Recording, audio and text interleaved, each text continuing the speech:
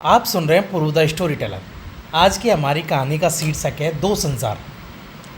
सालजक कोई अच्छी नदी नहीं है। इसके पूर्वी किनारे पर एक गांव है जिसमें उदासीनता, गरीबी और एक अजीब सा सुनसान छाया रहता है। नदी के बिल्कुल किनारे पर ही कुछ झोंपड़े खड़े हैं, कुरूप भिखारियों की तरह नंगे और भूखे, जो अपने मल्लाहों को खाना भी नहीं दे सकते। इन झोंपड़ों के कमज़ोर बाजू परस्पर सहारा लिए हुए हैं। धूप और पानी से सताई हुई लंगड़े की लाठी की सी इनकी बल्लियाँ नदी के गंदले मटमैले जल में निराशा से जैसे झुकी जाती हैं। कोठरियों के आगे दालान हैं जिन पर नीचे छप्पर छाए हुए हैं। इन कोठरियों की खिड़कियों में उजाला बहुत कम पहुंच पाता है। ये खिड़कियां अपनी धुंधली आंखों में घृणा का रोष भरकर विकृत रूप से नदी के उस पार खड़े खुशनुमा मकानों को देख रही हैं। वे मकान एक दूसरे से चपटे हुए नहीं बने हैं, बल्कि एक एक अलग अथवा दो पास पास स्नेही साथियों की तरह जहाँ तहाँ समस्त साड़वल पर क्षितिज की झुनी सुनहरी सीमा तक बिखरे हुए हैं। पर उन गरीब घरों में उजाला भी नहीं है। भूली भूली सी जीवन से थकी हुई वह नदी मंद गति से कुलमुलाती हुई अनवरत बही चली जा रही है। इस कुलमुलाहट के भार से इन गरीब घरों का मंद प्रकाश दब दब कर और भी अंधेरा और सुनसान हो जाता है। सूरज डूब रहा था। हवा के हल्के झोंके किनारे पर खड़े पतले नरकुलों में से आ जाकर उन्हीं में छिप छिप जाते थे। उस पार से एक टिड्डी दल हवा के इन्हीं झोंकों पर भिनभिनाता हुआ इस पार उड़ाया। नदी के ऊपरी भाग की तरफ से एक नाव आ रही थी। किनारे वाले एक गरीब झोंपड़े में दालान के छज्जे पर एक छीड़का दुर्बल औरत खड़ी नाव को देख रही थी। वहाँ ऊपर जहाँ नाव थी, नदी की सतह पर अस्त प्राय सूर्य की परत स्वर्णिम किरणें चमचम करती हुई सोई हुई थी, जैसे सोई हुई थी, और यह नाव जैसे स्वर्ण दर्पण पर तैरती हुई चली आ रही थी।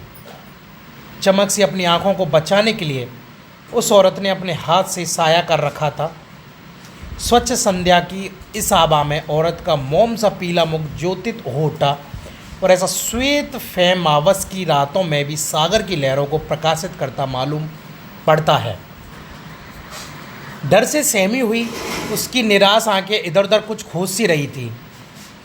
छीड़ मस्तिष्क की गोतक एक मुस्कान की रेखा उसके क्लांत होठों पर फैली हुई थी, किंतु फिर भी उसके उभरे हुए मस्तक पर पड़े हुए बलों ने उसके मस्तक पर, मुख पर निराशा के संकल्प की छाया बिछा दी थी।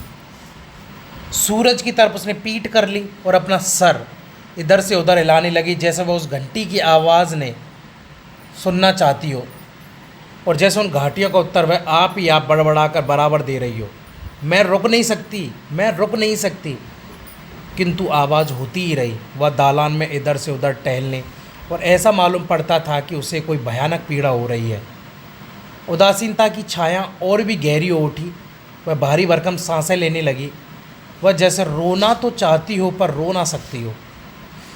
बहुत बहुत बरसों से वह उठते बैठते, सोते जागते एक दुस्सह पीड़ा से छटपटा रही थी। उसने एक एक करके अनेक शयानी औरतों की सलाह ले ली थी। कई पवित्र कुंडों का स्नान कर वह आई थी, पर सब व्यर्थ। अंत में वह सितंबर में सेंट बार्थेलोब्यू की तीर्थ यात्रा करने के लिए गई थी। वहाँ एक काने बूढ़े आदमी ने उसे एक ताबीज़ बताया। एडलविस शीशे का टुकड़ा, कब्रिस्तान की कुछ घास, बालों की कुछ लटें और अर्थी में से खपच्ची लेकर एक पोटली में बांध लो और उस औरत के ऊपर फेंक दो जो स्वस्थ और जवान हो तथा तुम्हारे पास नदी पार करके आए। ऐसा करने से रोग तुम्हें छोड़कर उस औरत को लग जाएगा।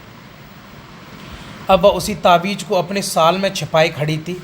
जब से उसने यह ताबीज़ पहना है, यही सबसे पहली नाव थी जो ऊपर से आ रही थी।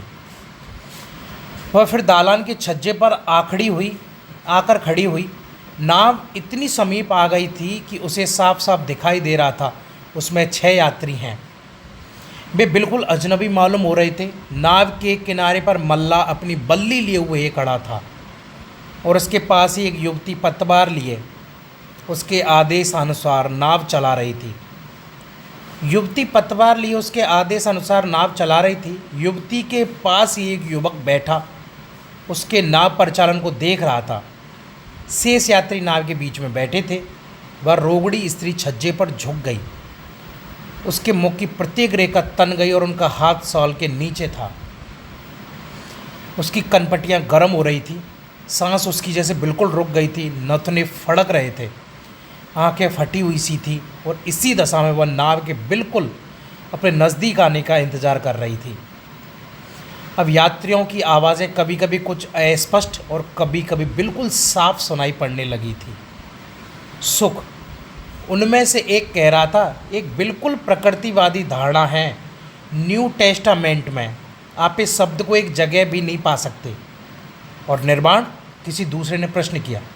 नहीं? अच्छा, तो अब सुनो। फिर किसी तीसरे ने कहा, यह सच है कि आदर्श संलाप वही है जो अपने प्रमुख प्रसंग से बराबर दूर हटता ही चला जाए। पर मुझे ऐसा लगता है कि सबसे अच्छा यह हो कि हम फिर उसी विषय को लें जिस पर की बातचीत शुरू की गई थी। बहुत ठीक। तो ग्रीक लोग? नहीं, पहले फोइनिशियन लोग। आप फोइनिशियन लोगों के बारे में जानते ही क्या हैं? कुछ भी नहीं। फिर भी आखिर हमेशा उन्हें आप लोग क्यों बला देते हैं? नाव अब रोगड़ी की झोंपड़ी के बिल्कुल सामने आ गई थी। जैसे ही वह वहाँ से गुजरी, किसी ने अपनी सिगरेट जलाई। युवती का मुख उसके अरुणिम प्रकाश में आलोकित हो गया और उस आलोक में उसका भोलापन, होठों में छिपी सी मुस्कान तथा आकाश के अंधकार को भेदती हुई उसके नेत्रों की स्वप्निल रहस्यमय दृष्टि चमक उठी। यकायक वह रोशनी बुझ गई। पानी में किसी चीज़ के गिरने की छप से आवाज़ हुई। नाव आगे बढ़ गई। लगभग 1 वर्ष बाद घनघोर काली घटाओं में सूरज डूब रहा था और नदी की काली काली लहरों के ऊपर एक रक्तिम छाया पड़ रही थी। मैदान के ऊपर शीतल समीर का झोंका बह गया। आज उसमें टिड्डियाँ नहीं थी केवल नदी की कलमल ध्वनि और थी नरकुलों की धीमी सनसनाहट भी। दूर एक नाव बहाव की तरफ चली जा रही थी। नदी के किनारे बूढ़ी औरत पड़ी हुई थी। युवती पर अपना जादू का तावीज़ फेंकने के बाद वह बेहोश हो गई थी और उन्माद ने और शायद उस डॉक्टर ने जो हाल ही में उसके पड़ोस में आया था, उसके रोग में एक परिवर्तन कर दिया था। कई महीनों तक उसकी हालत सुधरती रही और अंत में वह बिल्कुल स्वस्थ हो गई। शुरू में तो उसे अपनी इस नई तंदुरुस्ती का जैसे नशा चढ़ा रहा, किंतु यह ज़्यादा दिनों तक टिका नहीं। वह उदास और शोकाकुल हो गई। पल भर उसे चैन नहीं पड़ता था। निराशा ने फिर उसके दिल में घर कर लिया, क्योंकि उस नाव वाली युवती की सूरत उसके सामने हर वक्त घूमती रहती थी।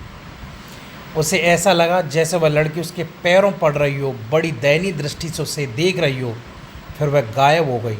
लेकिन तब भी बुढ़िया को यह लगता रहा कि लड़की उसके पीछे पड़ी है और बराबर करहा रही है। हो गई, किंतु फिर वह उसके सामने आ खड़ी हुई, सूखी हुई और पीली पीली उसकी तरफ आंखें फाड़ फाड़ कर देखती हुई। आज शाम को भी वह फिर नदी के किनारे खड़ी थी। उसके हाथ में एक छड़ी थी जिससे वह किनारे की कीचड़ में क्रॉस पर क्रॉस बनाती चली जाती थी। बार बार वह उठ खड़ी होती और जैसे कान लगाकर कुछ सुनती। फिर वह एक जगह बैठ गई और झुककर क्रॉस बनाने लगी। तभी गिरजे की घंटी बजने लगी। उसने सावधानी से अंतिम क्रॉस खींचा। वह छड़ी एक तरफ रखकर घुटने टेके और ईश्वर से प्रार्थना की। प्रार्थना करने के बाद वह नदी में घुसी और घुसती चली गई, यहाँ तक कि पानी उसके कंधों पर आ गया। उसने अपने हाथ जोड़े और डुबकी ली। नदी ने उसे अपना लिया, अपनी गहरी गोद में उसे सुला लिया और वो बह चली। सदा की तरह भारी मन और उदास गाँव और खेतों की पार करती हुई बहती ही चली गई। नाव अब बहुत नज़दीक आ पहुँची थी। आज भी उस नाव पर वही युवक युवती थी जो साल भर पहले नाव चला रहे थे, पर इस बार भी विवाह के सुखद सूत्र में आबद्ध होकर आनंद मनाने निकले थे। युवक किनारे की ओर बैठा था और युवती नदी के बीच में रूपाला साल ओढ़े और सिर पर लाल मोर लगाए बिना पालों के मस्तूल के सहारे टिकी हुई गुनगुना रही थी। बुढ़िया का झोपड़ा पीछे रह गया। नाव आगे बढ़ाई। युवती ने मदबरी कनकियों से युवक को देखा और फिर उसके विशाल नेत्र आक्रोश की ओर उठ गए। वह गाने लगी। बादल उड़े जा रहे थे। मस्तूल के सहारे खड़ी वह झूम झूम कर गा रही थी, मस्त होकर। एक विजय उल्लास के साथ मधुर सुख से तंत्रित संगीत नदी की लहरों में रल गया और नीरव निसी में गूंज उठा। आपको हमारी कहानी कैसी लगी हमें कमेंट सेक्शन में ज़रूर बताएं। Thank you.